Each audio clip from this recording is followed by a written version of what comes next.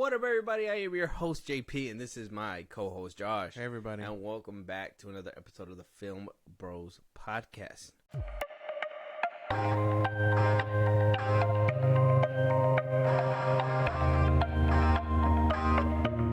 So, Josh, we're going to go ahead and start off with a question that I seen on Twitter.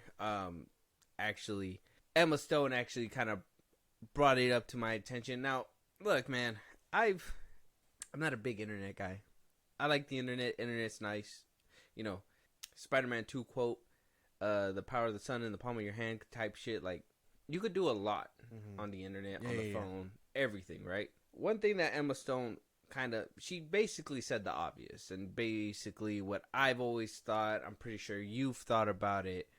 I'm pretty sure people on the internet look at the posts and responses, and you know, the longer you follow people, you understand that opinions change and all that stuff. But sometimes opinions change for the worse. And Emma Stone kind of coming out saying, and this is her quote, about hating people going from loving to hating a film at a quick rate. Her quote goes, "My mom has this saying that at the start of a relationship you say, oh, we're so in love we finish each other's sentences. Then as time goes by, it becomes you're always interrupting me. That can happen in a relationship with a film." So she basically is addressing the fact that at 1 minute when this movie comes out, it's peak. It's the best cinema. Oh my God, it's amazing. And then a couple years go by, or maybe a year or 6 months sometimes on the internet, you never know. You never know how quick it is. You have people that just hate on that shit. Yeah. Just flip quick. I think it's annoying. You've seen this kind of syndrome? Yeah, I've seen this syndrome.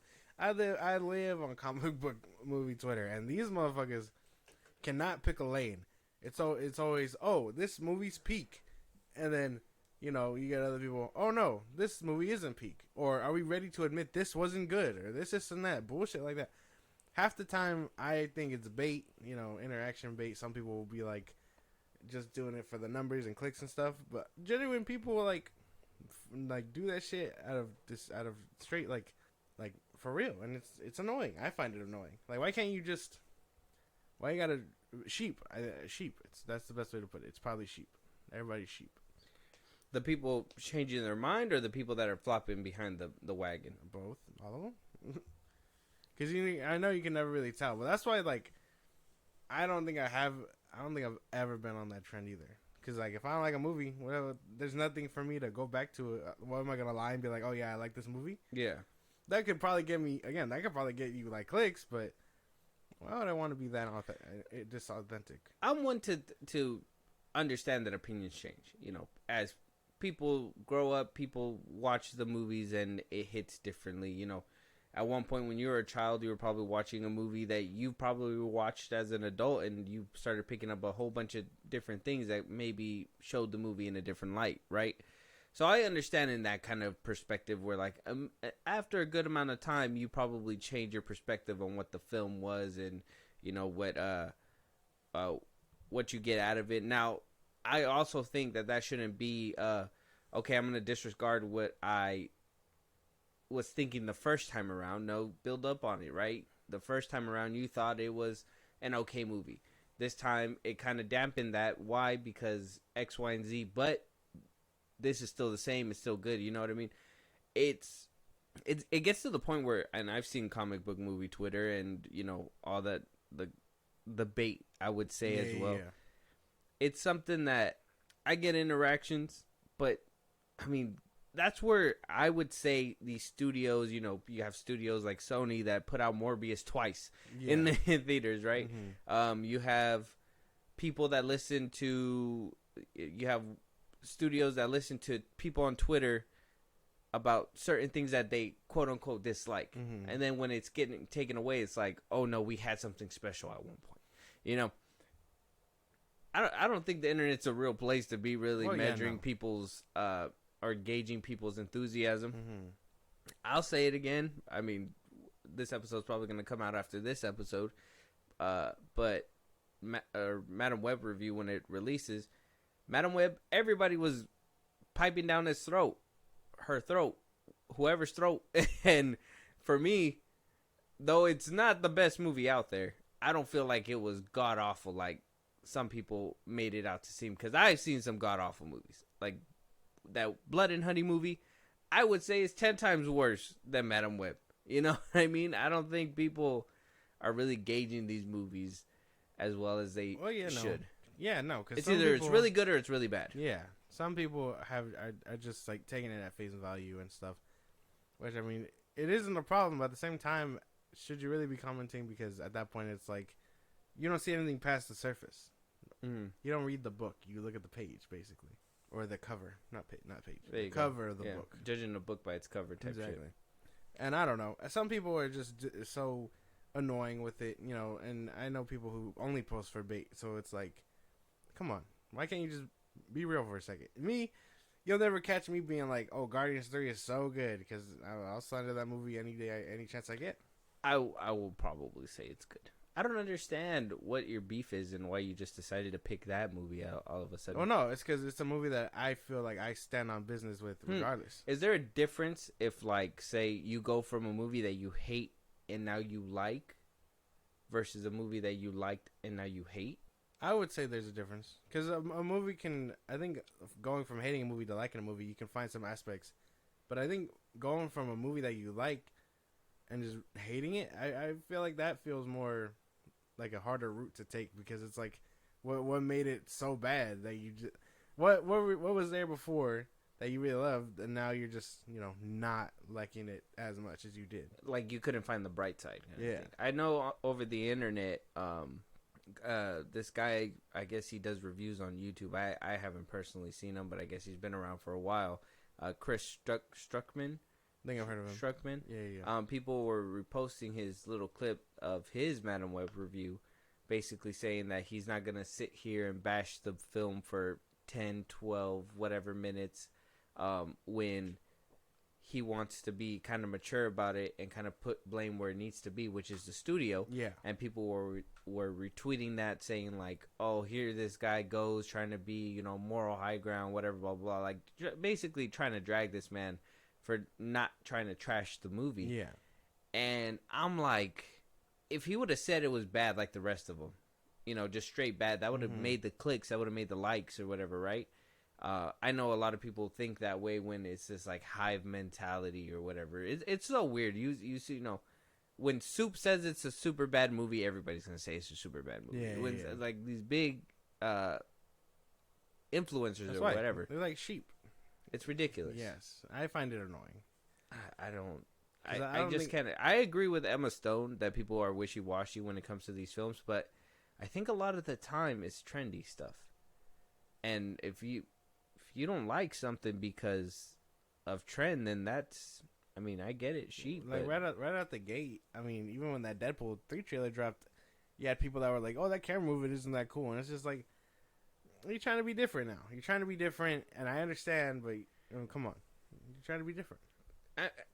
Yeah, because I think it was like a overwhelming amount of like people praising this movie, and then next thing you know, you have that one guy, the gun shit isn't that great, and it gets so much interaction, and yada yada yada. Opposed to the other people that kind of are like, oh, you know, the color grading's bad, here I fixed it, you know, those videos or whatever. I think the weirder part is like, because I told you the Marvels apparently has shooters, and it's like, I mean, not enough shooters to go see it, but enough shooters to appreciate it while on streaming. So it's cool it got its footing, but it would have been nice to have seen it, I guess, while it was in theaters, because I mean, at least then y'all probably could have seen some people that were sticking up for the Marvels. I didn't, not till recently. And that's when they got on streaming. I seen some people sticking up for the Marvels before it even hit streaming. More now that it's on streaming because more people are watching it. People didn't watch it in theaters. But I seen people that were trying to defend it, and I was just like, wow, this is all just fucking... I thought it was all propaganda. Like, you know, studios are having Twitter accounts and they're trying to make it seem like it's all good and shit when it really wasn't.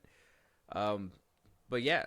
Let us know out there, you guys. Are you guys one of those wishy-washy movie fans that at one moment hate, then love, or love, then hate? And be honest, because I know you motherfuckers. Some of you guys, yeah. Yeah. Yeah, I've seen. My timeline's crazy. It doesn't make any sense. I, for one, I just, either love the movie or you don't, right? There's different gears for people, for everybody. And I think the gears are simple. I think everybody has like 4 gears. You love it, you're indifferent about it, like in between, you hate it, or, I mean, I guess it's not good. Let's say it's not good, and then you hate it, right? Mm-hmm. So there's no, oh, it's really good or it's really bad. I hate people that are just like black and white about it. It's not good because weird. There's that in between where, some aspects were good. Some people say, oh, this part is YouTubeable, right? You could just YouTube this scene and watch it. That's still a scene in the movie that you liked. Yeah. That's still one scene. It doesn't matter if somebody else directed it, Ghost directed it, whatever the fuck. It's still a scene in the movie as a whole that you guys liked. I don't know. Let us know you guys' thoughts out there. Do you guys disagree with Emma Stone? Is she on your shit list now? Is Easy A going to be a terrible movie all of a sudden? That movie's funny. There's no way. Yeah, people are just going to start gassing on La her neck. La Land. Like, come on now. I haven't even seen it. Can't hate these musical. Movies. Can't even hate these movies. It's a musical. I haven't seen it. Doesn't matter. It's a good movie. You watched it? I did. You liked it? Yes. It's so weird that you like musicals as much, man.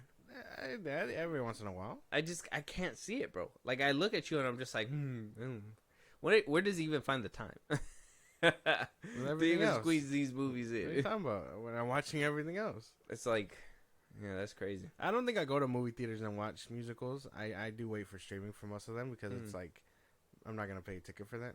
But, like, yeah, no. I would say it's like a niche thing for me. Unless it's somebody you really want, right? I mean, I personally, like, okay, let me ask. Okay. Is the movies like those autobiographies of like Notorious and there's songs in there. Yeah. Are those considered like musicals? No. No. I mean, they have musical numbers. Oh, yeah, no, but it's not completely. It's not like they just break out into songs. Yeah, no. A musical derives from like the music being concentric to the plot. I think what you're saying is when they perform and things like that, it's basically like them lip syncing. I wouldn't call it a musical. Okay, makes sense. That's a whole different thing. Let us know what you guys think about that. What makes a musical a musical? Right. Moving on, though. So, speaking of Madam Web, the numbers are in. Madam Web's box office actually did worse than what it was supposed to do. Oh, fuck.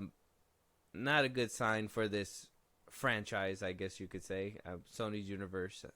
We talked about this. We broke it all down, basically, on our Saturday's episode that is going to be coming out. So, make sure you guys subscribe, follow, hit the notifications. You guys don't want to miss it. We break it all down. We have a guest on there. Yeah. Look forward to that. But with Madam Web coming in at a lower rate than what was kind of originally estimated. So Variety and everybody basically estimated that Madam Web, at least domestically within the U.S., was supposed to make between 26 million to 28 million. Damn. They didn't reach that. Yeah. No. Unfortunately. Domestically, I guess it barely scraped by. I mean, I guess it made that 26 million mark, but it's dropping as we speak. So it may or may not go lower, but it's, as of current time of recording, domestically, it made about 26 million 200,000. So that's right at the money, but apparently it's completely going lower and lower due to calculations fluctuating due to Variety's report saying that people were actually asking for their money back at the time of leaving the theaters. So they're still calculating for refunds and whatnot. This number is basically going to take a little bit longer to be finalized. But as of right now, it barely scraped that 26 million mark. Apparently is getting underneath. We haven't heard the final number, but it's not looking good. What do you think? Well deserved. Is this just salt in the wound? I guess. I've never heard of getting a refund from a movie. I mean, we joke about it, but I've never been like, let me just get my money back because the movie was ass. Like, no, I feel like if the movie's ass, you just gotta go. Gotta move on about your take day. The L and go home. Yeah. No, there is some people. I guess I don't know if it's like you could watch the movie all the way and you can get your money back. But I know that if you leave during the middle or something, you could be like, can I get a refund? This is not what I was expecting. They'll give you a refund. Yeah, but then at that point, it's like, well, you didn't finish the movie, so how do you have an opinion? You know what I mean? Well, that's not. I mean, that's one thing, but I mean, the real case is that these general audiences were just like, "What the fuck? This is not what I was expecting at all." Which I've heard personally. I guess a couple people went to go watch Madam Web over the weekend. They hit me up and they were just like, "I finished it, but this movie was not what I was expecting," and I was like. Me neither. I know, 'cause, I think everybody trailer- was expecting like superheroes, costumes, Yep. fighting, boom, bang, pow, some premonition shit at one point, and that didn't happen. Some of it happened. Not as much as we'd like, but yeah, no, I've never heard of anyone getting a refund. If you do that, you're insane. You're better than me. But I really feel like affecting box office numbers is crazy. Everyone is just like, this movie sucks. Give my money back, and now it's starting to affect its numbers. In droves? Like, somebody just stood up and was like, done. I'm fucking tired of this shit. Who's with me? And everybody's like, yeah, me And too. they just have a big marching band. This shit I am tired of. Sony did this to me again. I should have done that. I should have been like, this is the third time. Just walked on out. Someone just falls on the knees. They can't keep getting away with it. This has to stop, Sony. This has to stop, man. I mean, we could sue them now for it, right? False advertisement? Yeah. Yeah, they did kind of... Well, the scenes that were in the trailer were in the movie, so technically, I guess they got away with it. They never said that the whole movie was going to have them with... They advertised it. They teased us like that, but they can easily be like, no, that's not what we meant at all. Fine, no, but you could be like, oh, the trailer said this. We were duped. They're going to be like, they're going to be like, Dakota Johnson said, stand alone. Her movie, no spider people. Crazy. There was more spider people. Yeah, it's insane. Yeah, no, that's It's insane. It's insane. So worldwide, at least, altogether with international, it made about, at the time of recording, $51 million, almost to $52 million. So I mean, it's slowly getting there. It's slowly getting there. I mean, it was like a $80 million movie. No, Yeah. $200 million. I thought it was 80 million. Wasn't it like a 200 mil? No, I thought it was like 80 mil. That does not look like a $200 million budget movie. Reshoots and shit that happened. So Sony's saying 80 million. Yeah. Apparently, some sources obviously said that that's false. Hollywood Reporter says that it's actually in the low 100 million range. Yeah. So about 100 million or so. Okay. So a lot of people were speculating like 200 million, but no, apparently it was like about 100 mil. But Sony's official answer is 80 million. 80 mil. But they did reshoots, of course, and all that stuff, obviously, and rewrites or whatever the fuck happened over the time being. Yeah. Good luck. Good luck making that return. Because holy damn, that shit was ass. I mean, it's at 50 right now. Word of mouth could be like, wow, go. No. Word of mouth is saying, hey, I got my refund. Like, I mean, Sydney Sweeney's still in the movie. it's not worth it. Oh, shit. She's not worth it. No. Really? You don't think so? Unfortunate, no. Unfortunate. Not in all my days, what I think. R.I.P. Sweeney. Exactly. R.I.P. Mm-hmm. Yeah. But either which way, I think this is causing a larger problem. Maybe not. You let me know. Because Sony's Silk Spider Society series is apparently getting a complete shake-up. Moving, not only getting rid of the whole entire writer's room, but like executive producers saying that there's a whole creative overhaul for the series.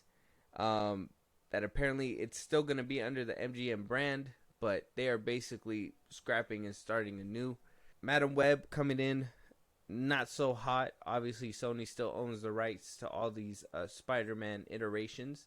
They're the ones who's branching out to Amazon to kind of do these series. I heard a noir series is supposedly in the works as well. Mm-hmm. Do you think Madam Web is causing the Spider Society some repercussions, or is this something that was 100% happening before? 100%. They saw Madam Web and was like, "Yeesh, we do not want this." So now they're doing the whole overhaul and things like that. I like to remind too. We have talked about this in the past, but even after the SAG strike, when it was over, It's taking a minute to get off the ground. Yeah, this is the same writers' room that was just not getting it back together.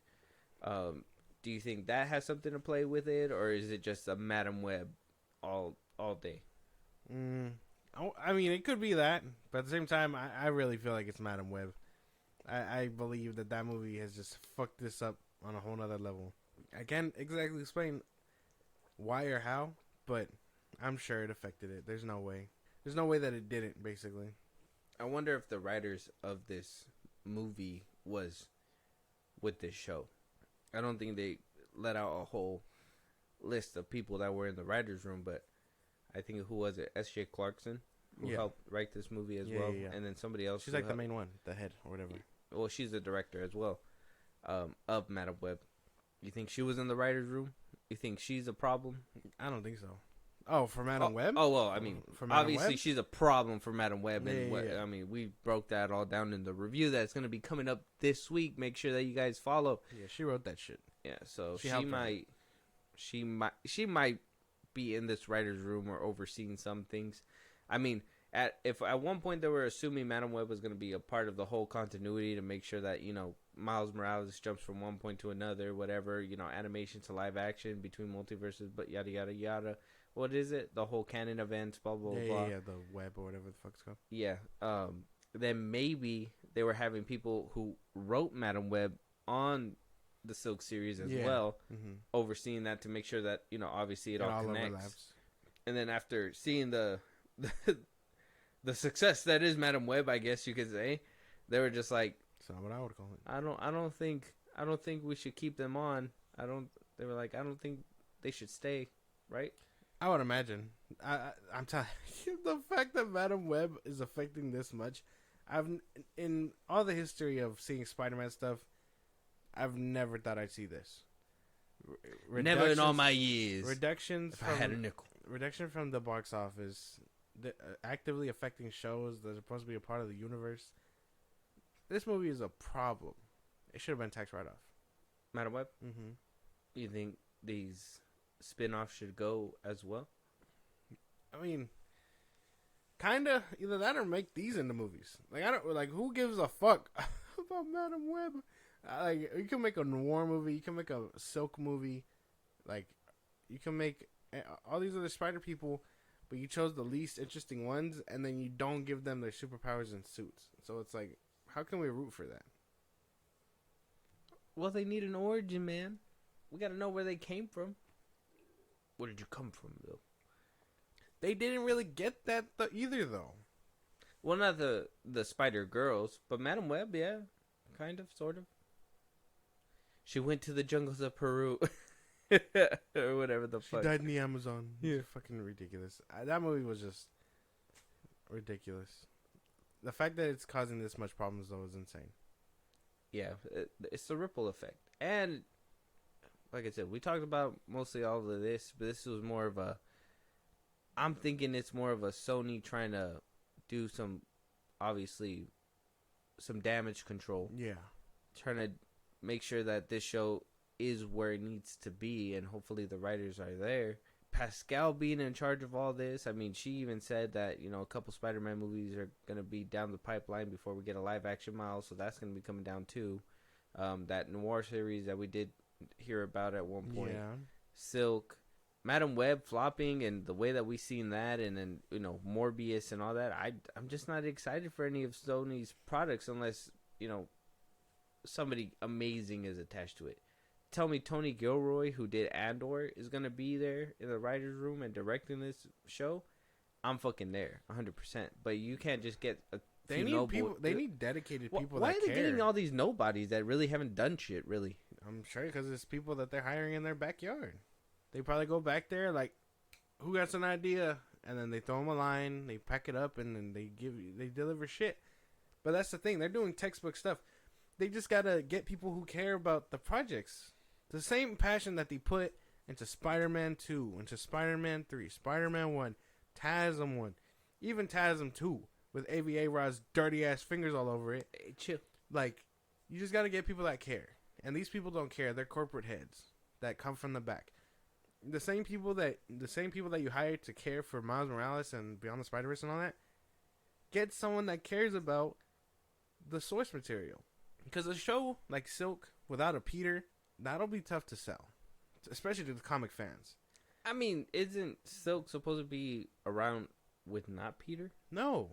The whole point is that in the comics, Peter finds her in a vault or whatever. But she was bit with the same spider he was, so they're both, like, around. They're in high school together. They're the same age. Yeah, but what if they do, like, Across the Spider-Verse? With Gwen and, gave him that whole backstory. Peter's dead because of whatever. If he's gone, like I said, it's going to be hard to sell. Unless he already freed her and stuff and we just don't get her and this is supposed to be her life without him. Like they try to do with Venom in San Francisco. Crossovers. You're not listening to what I'm saying. Yeah. Like they did with Venom and put him in San Francisco to avoid meeting Spider-Man for some reason. Yeah. Like if they do something like that, then maybe. Maybe. That's a big if. Yeah.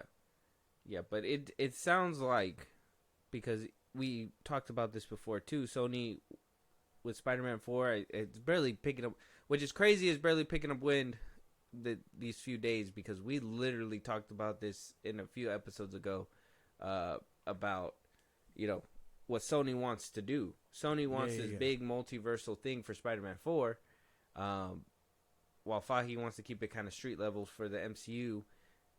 And so Sony wanting, obviously, to go, let's think about it, multiversal, you have Madam Web coming in. Yeah. You had, obviously, Across the Spider-Verse. No Way Home already happened. In the Spider-Man 2 game, if you guys haven't played the game, spoiler, there is a nod to, the whole Across the Spider-Verse and all that within the game as well. Obviously, in Across the Spider-Verse, we see the PS5 Spider-Man character as well in there too. We see the Prowler from the MCU. So, they're obviously going balls deep with this whole multiverse thing. They're trying to connect this Silk Society along with that as well. Because at one point, they want these heroes to probably battle Kraven, Morbius, and all these fucking villain lineups that are doing shit right now. Mm-hmm. You know what their goal is. You know what they're eyeing for. So they, obviously, this is going to be something that they're going to do a spin on, kind of like what they did with the Across the Spider-Verse, to make sure that, this kind of flows neatly within their multiversal map. How do they go from wanting a Sinister Six to wanting to do multiversal shit all the time? They just saw that Cha-Ching with No Way Home and they just flipped? Basically. I would imagine that. Either that or maybe Spider-Verse was always the plan, and they were just like, well, we're not doing anything with Peter, so we got to figure out a way to add everybody else. I don't know. I don't know what the culmination of all these things will be, but it has to get on track. You as a old, passionate, like me, Spider-Man's whatever to me. Spider-Man's cool, but he ain't my favorite, hero. But Spider-Man used to be, or is still near and dear in your heart. Yeah. How does it feel to see this kind of property handled this way? It's tough, man. No, well, it is very tough because, like I said, I'm not a big fan of Tom Holland movies. So, whatever. All these Silk characters and stuff, I just wish they'd do something interesting with them. You're giving us Silk, you're giving us a noir. I believe that that's not where your money is. I believe that if you really wanted to get into it, you do Peter Parker. The normal Peter Parker stuff. You give him a story. You can throw in Ben Reilly. You can throw in Kane. You can throw in all these people from his mythos, and then branch out from there. As they decided to do the clone saga. Peter gets his clone.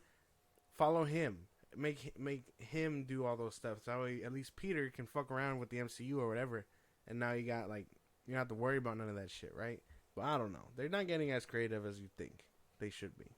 No, because they're trying to still keep it kind of contained in self together, if that makes sense. So it's they're trying to go far, but not go too far. That's going to make it too crazy. That's going to make fans go what the fuck? I don't want to watch this. But then here they go making shit like Madam Web.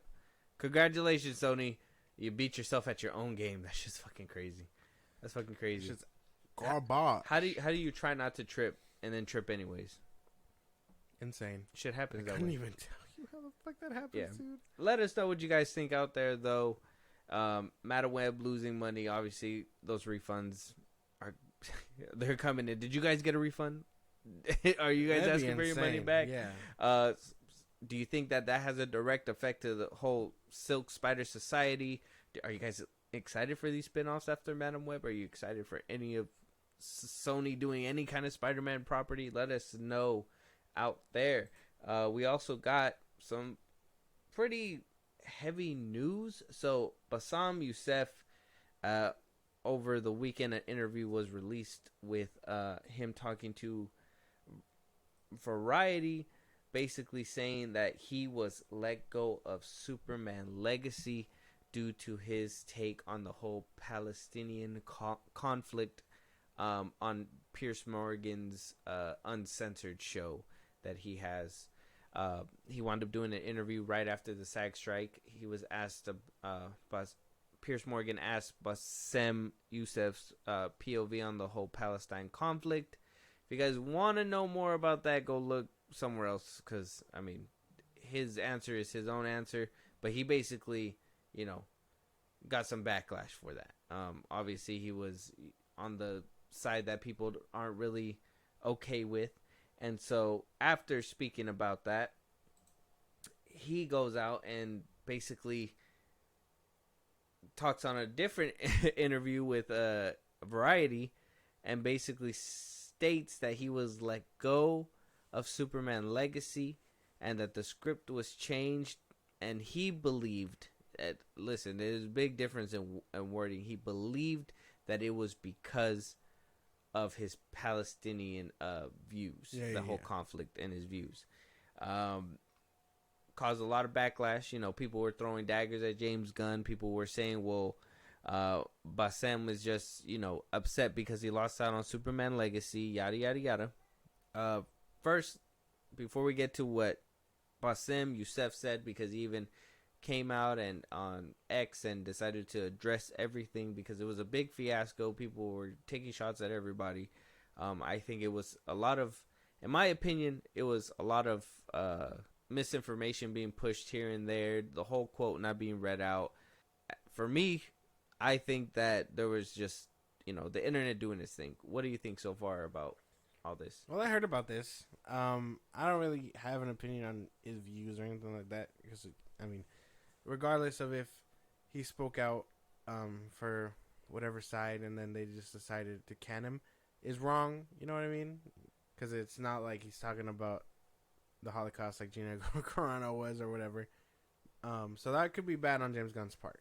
But I know, because I did see this, everybody was like blowing up my timeline about it. I'm going to safely assume it was for script change, and James Gunn probably found a way to lie about it. So go on. Is there more to it? Am I spoiling the rest of it? I feel like I'm missing out on something. So what do you mean script change when? Okay.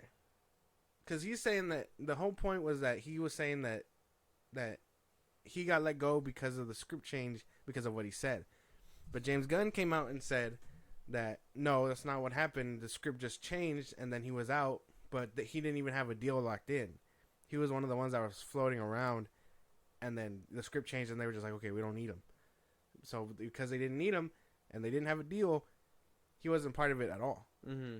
So then he comes out, he says what he says, James Gunn clears it up in the most vague way possible. He drops a link to the story, and he's like, this is true. That's all he says on his post on X. And he doesn't use that bitch for nothing. So you got all those people that are like, why didn't you say more? Why is this all you said? This, and that. And, so for someone chronically online like him, he would say more. Yeah. But he was just like, this is true. He gave you the link to the article to where it said everything. He said he talked it out with the guy, and that they cleared it up. I believe that he probably lied about that shit. That kind of just how it goes.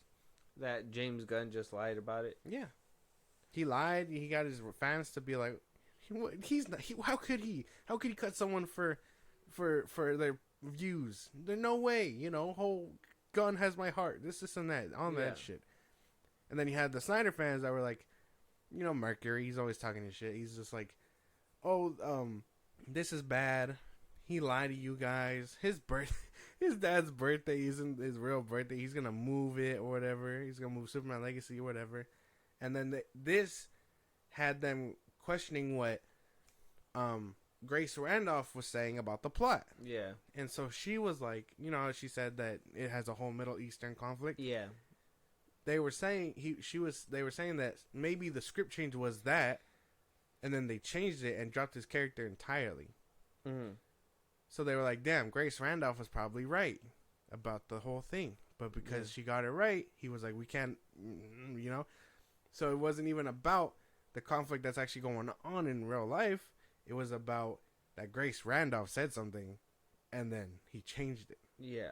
Oh, so two different things. So either Grace Randolph is basically trying to make her look like a liar, but either which way, it proves that she was right because it says on paper, on Hollywood Reporter said that they changed it, right? And so it just kind of paints James Gunn in a weirder wall. And as another liar. As another lie. So let's get to what Bassem Yousef decided to say, right? So he posted on X, and he said, or Twitter, whatever you guys want to call it, he said, I wanted to address the Superman fiasco once and for all because the internet twists facts, words, and basically everything else. First of all, I'm a huge fan of James Gunn, nothing but love and respect for this guy. He says, I had a great call with James. He tells me that he likes to interview actors to make sure that everybody has good chemistry on set. Everybody in the business knows that this is a great day. You do an audition. In 1 hour, you get the call. It's an amazing thing. Me and my agent celebrate. The universe is smiling for us. And then months go by. On October 7th, I go on Piers Morgan's show, and I do interviews. And then after the interview, right after the strike ends, we get a call from the studio who said Bassem is no longer with us because the script had been changed. Now, you see where I can see, from my point of view, the timing was bad. Even there was a script change. This looks very bad because a lot of people lost roles because of their political stance. So he says he kind of misconstrued it. He goes on to say he was sad for 3 days. He had put the issue behind him, and he went on Chris Cuomo's podcast and kind of let go a little bit more about losing out because of his political beliefs, and felt that he says that he felt there was a little bit of a rigged residual of anger and bitterness in me, and I didn't like that. And then so October 7th. When did the strike end? Around like November. Damn, that's a long time. Yeah, so he probably had like a whole month to change that script beforehand. Well, or he was writing through the strike. Either which way, he still spaced it out. October 7th is a good gap then if it was over in November. Yeah.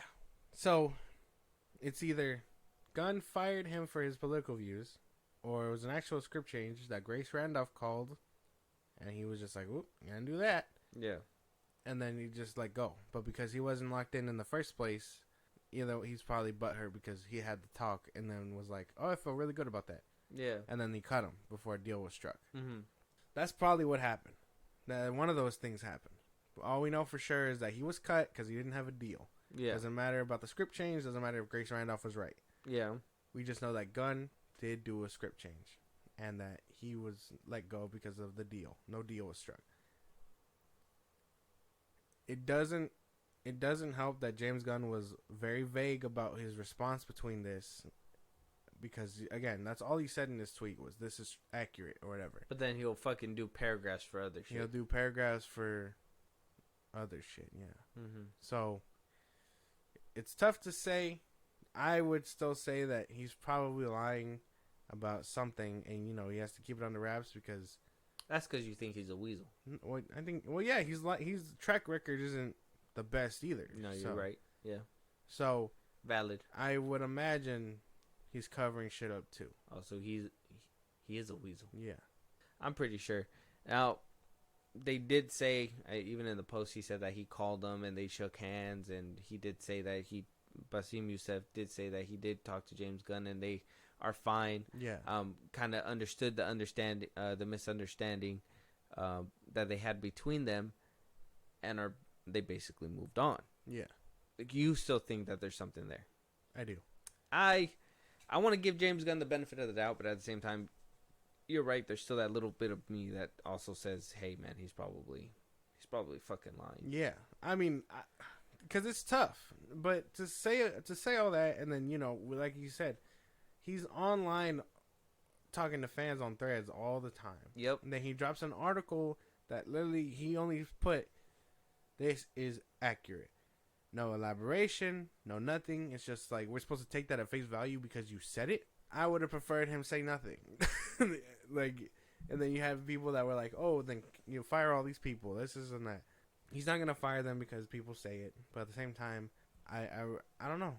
I really feel like it was just he's lying about something.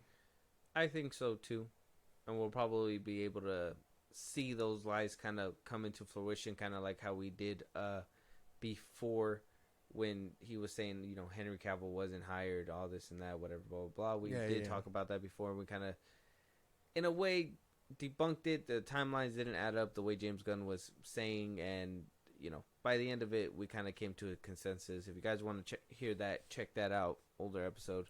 But one thing that I wanted to kind of say, too, thinking about it as well, when I was talking about, like, the SAG strike and everything, not having to do with James Gunn or Bassem, Yousef. What did it? I mean, Ryan Reynolds, isn't he technically a scab because he was shooting during the strike and supposedly he couldn't ad lib or do anything like that? But you're pretty sure he was ad libbing and doing other things to the script. He's gonna kind of get away with it. I don't know. He wasn't really working on a movie. He said that as soon as the strike went in, he put what he could into post production. I don't think, I don't know. I wouldn't say he was writing or anything like that. Ad-libbing either. I think he was out of the suit and everything, and he was just like watching how post production went. Yeah, I don't know, cause he's like a businessman too. So I think that he would have pursued on if he could. I don't know. That's something else. I don't want to accuse Ryan Reynolds like that, but I just something inside of me. When I was watching that Deadpool and Wolverine trailer, like after a couple times watching it, because I think I've watched it like a few times already, I was like, what if he ad-libbed during the strike? People are over here getting mad at other people. I think we're missing out on the nice guy who's in the middle of the room No, I don't think so. He makes pegging jokes, bro. It's not a man to be trusted. What? All right. I don't know the parameters of that, but all right. I'm just saying, bro. I'm just saying doesn't that make any sense. James Gunn makes shit and fart jokes. Aim the gun at him. Yeah, but not pegging jokes. I would argue he's worse. No. Did Peacemaker have a pegging joke? No. Yeah, I don't know. No, there's a bunch of like farts and shit like that. But let us know what your guys' thoughts on Bassem Yousef. Is he wrong? Is he right? Do you guys have any information out there on this story? Do you guys feel like there's something not adding up? Let us know. I mean, we're open to new avenues, and exactly. I, for one, am on the side of justice. Right? Shame. Oh, shame on you. Oh, we want clickbait and all that stuff. Another piece of clickbait. Apparently, people didn't understand this, or we kind of figured it out. Yeah. Obviously, Zaslav kind of came out before and said, "Hey, we're gonna save our superheroes: Superman, Wonder Woman, Batman, all these big names. We're gonna save them for big screen stuff because we don't want to dilute them for the smaller screen. Yeah. We want all the audience focused on the big screen." So now the CW boss is coming out and talking about the whole Superman and Lois cancellation. Ben Schwartz is coming out saying that the end of Superman and Lois came down to Warner Bros.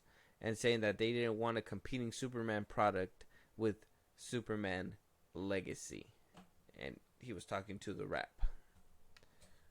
So we covered that. But to be fair, apparently Superman and Lois has a much harder and bigger fan base because people are saying that Tyler Hoechlin is in the running for a very good Superman. So could he have been compared to Corn Sweat?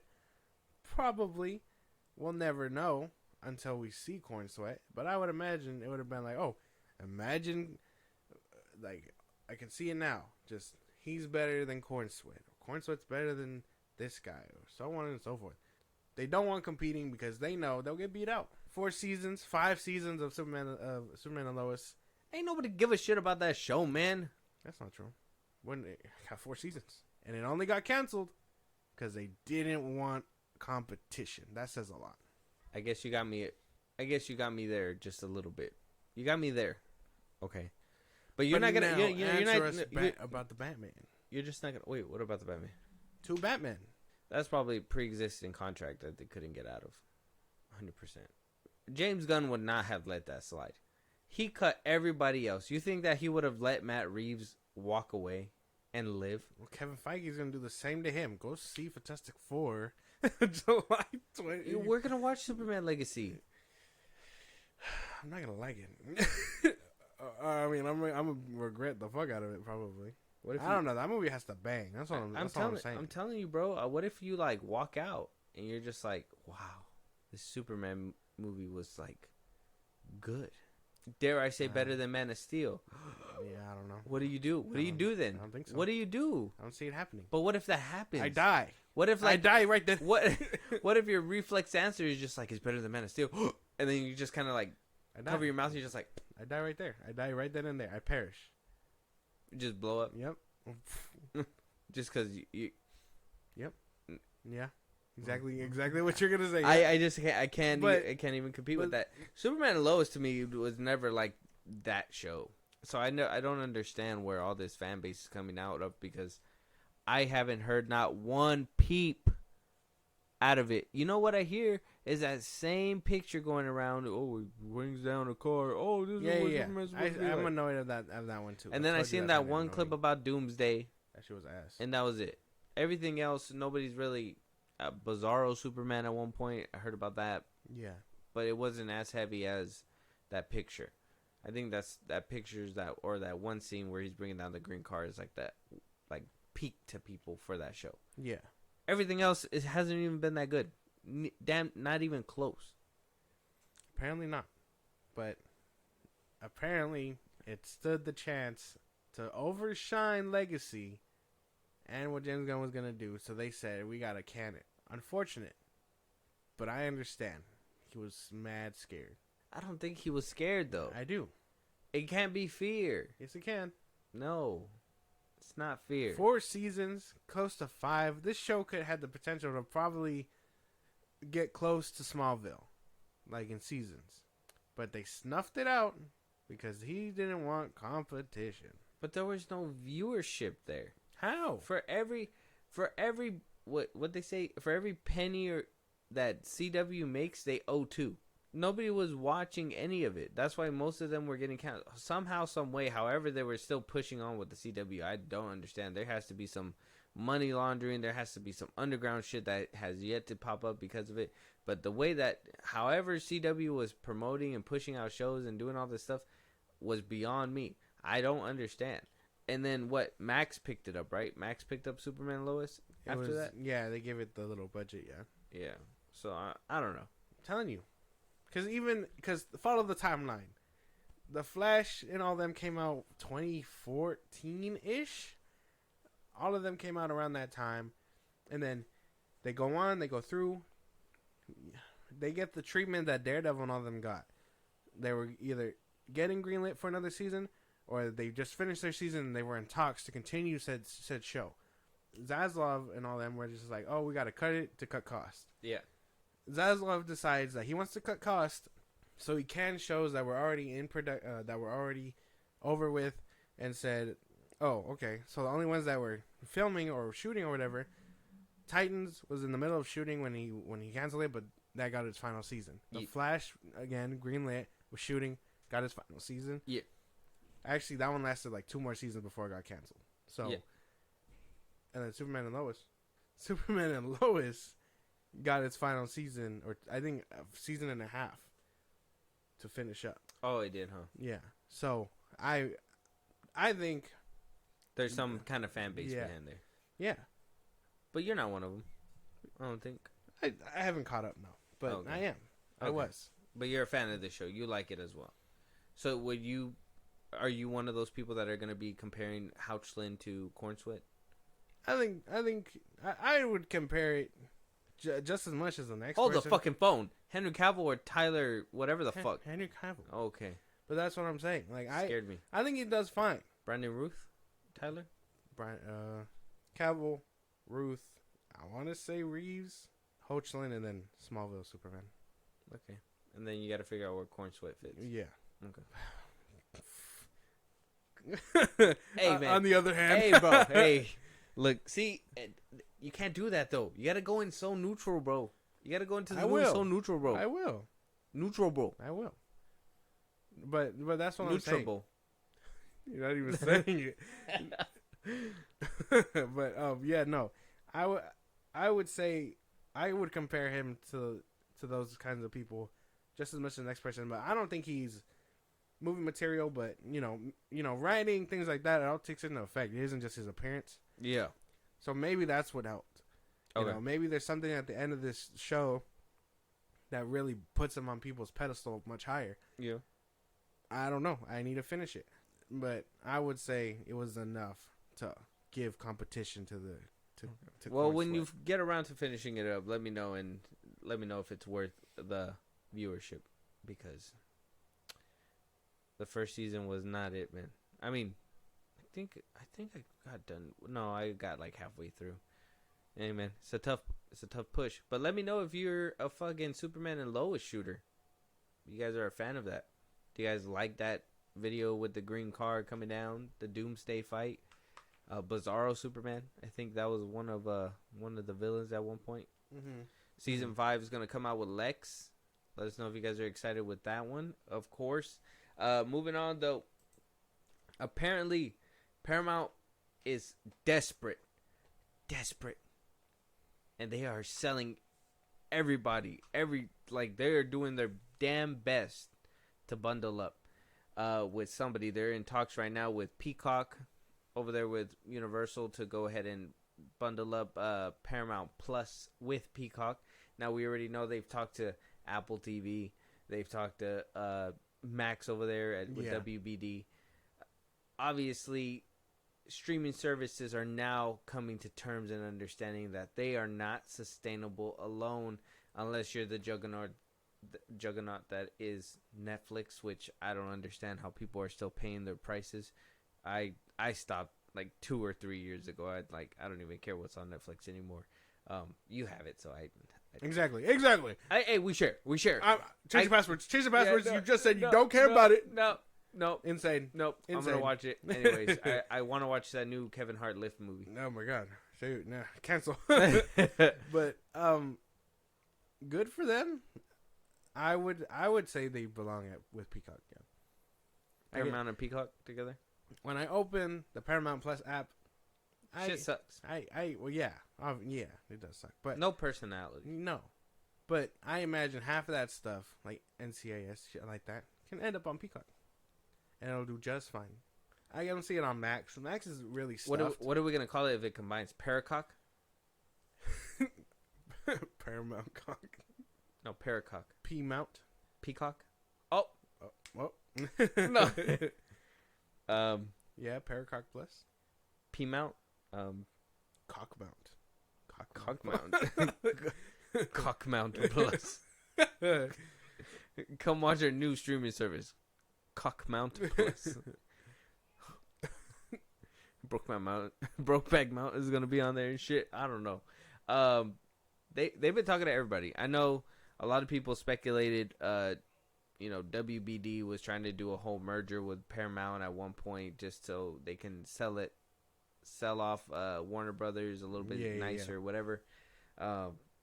At this point, it just sounds like studios are just getting desperate and are like, okay, maybe starting our own streaming service wasn't the move. Maybe, licensing them was the move. Because I know Max is still licensing to Netflix. Peacock is licensing to Netflix. Like, Netflix still has, like, contracts for all these people. Yeah. Why not just get an extension or, like, an add-on to kind of add these on? Or kind of like what Disney Plus is doing with Hulu. Just merge them. and just call it a day. It's becoming ridiculous. It's All I gonna get know- to the point where it's cable again. Probably, yeah. But all I know is that Paramount Plus needs something like this because their app sucks. Like, we have it. I use it. That shit sucks. It sucks. That shit sucks. Like, I like the selection, but the lag is it crazy. lags and all that bullshit. Like, it sucks. So does Peacock though. It needs maintenance. Peacock too. Maybe they just need to unite and embrace their faults and make it better. But Paramount Plus sucks. like Man. I like their selection though. Can't even be mad at that because I mean I watched the Mission Impossible movie and then I watched. That's where you watch your Shark Tank. Oh well, I watched Shark Tank on YouTube. Oh, But yeah, I guess I could watch it on there. But Bar Rescue, things like that. yeah. So they do have a decent selection. They just need to fix the app because I'm tired of all that lag. Yeah, Peacock has that problem too. I think Peacock has a playback problem with their movies where sometimes the voices don't add up with the mouths. Yeah. Which it's crazy to even have that issue on a streaming service. I think Max is like the cleanest one. Yeah, probably, huh? Yeah, that was like the smoothest. That one and Netflix. Netflix has a lag sometimes too, though. Yeah, it's weird. I guess you get what you pay for. I would say Paramount should probably bundle up with them. These two and Apple TV. It's kind of like the fucking D-list squad together. You know what I mean? Yeah. And then maybe Max and what's another streaming service? Is there more? Amazon Prime, Max and Prime. That's like, you know, two top tier things. And then you got Netflix at the top still for some reason, which I don't understand. Their selection is ass. I try to look for movies on that shit, and I'm always like, man, I've seen all this. I mean, maybe that's a me problem, but I've seen all this shit. I'm just like, what the fuck do I do? Time to touch grass. Yeah, time for me to go out. Moving on though, we also got Cal Kestis Cameron Monaghan over here saying that he is willing to make the jump from video game to live action, saying that he just needs it to be right, that he wants the character to not only further the story but his character in some way, that he just doesn't want to show up just to be added to stand around. Yeah. He wants it to have some meaning and some kind of significance to the character itself, and that's the only way to do it. But then you're gonna have that issue, in my opinion. Not only are you gonna have that issue with that translation, like what do you do with him? What kind of property can he even be in that would make sense? But like the whole power levels is gonna have to change. Obviously, for video games, it's different. You can have them up to 1,000 there. Obviously, it makes for epic shit. It would nerf him heavy. Yeah, and I think within this, you know, Star Wars community, a little bit of toxicity. What in does there, he do? Crazy shit? Yeah, Like, is he like Star Killer pulling down planes and shit? Like, is it drastic nerf to where like if he did something? he freezes time. He has that whole Jedi freeze time Oh ability. yeah, where he like slows everything down. Yeah, I want to say that's like too OP. and then no, he doesn't.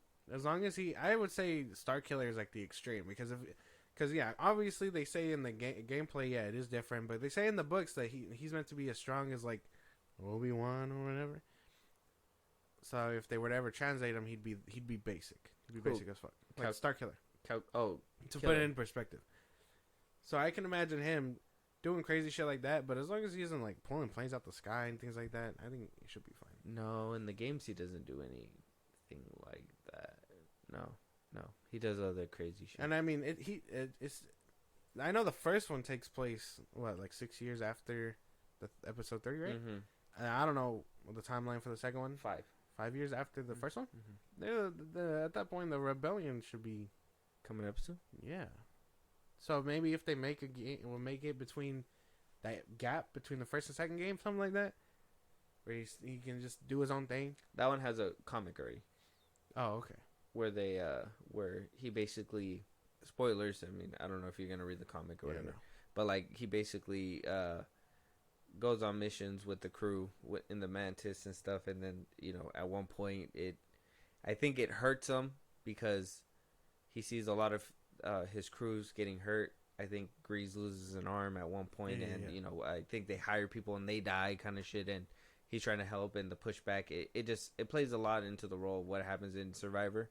So it's very okay. Yeah. So they kind of go into it there. I just think if anything, they would have to try to figure out to put him in some kind of era that would be after the Empire, because now obviously that's where all the focus is at, you know, with Mandalorian and all that stuff. And he can probably thrive around and there. by that time, I think he would have to be in his like 40s or something, because if he's in his 20s right now, because he was 18 in the first game, right? 18, and then 5 years later he would be like what, 24, 23, something like that. So he's still in his 20s, and then he'd probably be in his 40s. 40s by the end of the Empire's second Death Star. Mm-hmm. Maybe give him a show where he's like hunting down some resurgence, something like that. See how the victory over the Empire, if he doesn't die in the third game. Basically. Because they some clash there. There could be some clash, some canon clash. So they gotta kind of. That's the only thing, right? Star Wars, you gotta be careful not to do something. Yeah, and do something too significant or whatever. He's met Vader already. Yeah. So I don't know. There's up to them to figure it out. We just speculate, but I wouldn't mind seeing him. That'd be cool. We hope. Yeah. Are you gonna get around to getting Jedi Survivor? It would be nice. Yeah. It would be nice. It would be nice. Let us know if you guys play Jedi Survivor yet. Would you guys like to see this leap from video games to live action? Do you think that there would be some kind of like overpowering problem, or you guys think it's fine and people just need to chill out and just wait for that to happen? Let us know out there. Moving on. Last topic though. This is something that's interesting. Daniel RPK is reporting that Tom Rothman reportedly wants John Watts to return to direct Spider-Man 4, but Kevin Feige wants a new director. This is another issue. Obviously, we spoke already that Sony's having this whole problem with wanting multiversal, big billion-dollar franchise type things. You know, eyes on the money, eyes roll, dollar signs hit their eyeballs. And Fahey's like, look, man, this is the MCU. We had a few duds. We don't want to go all big on this shit, and it's not going to work out, you know? It's like we got to give the fans what they want, and what they want is Spider-Man with, like, Daredevil after Kingpin and all that stuff. To go back and revisit a director, right, that let's say has been very controversial, let's just say. That this one, I think this trilogy has been, like, the most... I think everybody with the Raimi trilogy can say, first one, okay, second one great, third one bad. I think a lot of people can look at TASM 1 and 2 and be like, TASM 1, okay, TASM 2, leaning on bad a little bit, can find a little cult following. Tom Holland's trilogy has just been like 50-50, 50-50, and No Way Home. I think No Way Home brought in a lot of people because of the nostalgia factor, but even then people had like a lot of nitpickiness to that movie. And John Watts was the director of all three of them, and this was his direction. A lot of people say, like, I mean, you've said before on here as well, he does the same thing in every movie. He learns the same lesson in every movie. Mm-hmm. The No Way Home's the only one where he, you know, is left off somewhere that we can actually root for him and be like, oh, Spider-Man. Yeah. We've heard those kind of gripes. Bringing John Watts back, would that be a positive, a negative for you? That would be a negative. That's a negative, Ghost Rider. I don't want him back. I think he had his time. He had 3 movies to really show off his directing skills, and he didn't really wow me. So I would say it's time to look somewhere fresh. Perdón. Yeah, I would like even the scenes where, I mean, they said that Far From Home had the crew that did TASM 2 special effects and web swinging. He didn't get creative with that shit either. So I don't know. I don't think I want him back. I need them to explore with someone else. Did he not? He was doing like flips and shit in that there. I mean, it wasn't Andrew Garfield's Spider-Man, but I mean, I would say he did more tricks and stuff than Tobey Maguire's. I don't know. No, but even then, it's about, even if it's not about the tricks and stuff, it's about how the camera works and shit like that, and it just it was very stale. Yeah, he didn't get creative with any of the camera work. Mm-hmm. It wasn't like it moved or zoomed in or did anything crazy. Like it was very generic, like stuff. And he was at one point supposed to do Fantastic Four until Matt Shackman came through. I wonder what changed with that. I wonder what made them change that, and then for them to circle around and be like, "Oh, John Watts again." I don't know. I think it's Fahey who's trying to get rid of him, and then Sony's probably like trying to push him on. Well, yeah, because they only search for people in their backyard. Somebody that they're familiar with, they've worked with. That probably won't push back when they stick. I their say bring back mitts Webb, bro. Mark Webb, bro. Bring it back. If he can do something creative and give Tom like really good swinging scenes, I'd be down. I think that he could do it because he's the one who did both TASMs. Yeah. And the swinging in there was crazy. Yeah, Camera work was pretty practical good. And he did CGI. Yeah, so, but, you know, I don't know That's where. a dying breed. Yeah, I don't know where, like, the MCU would even allow that.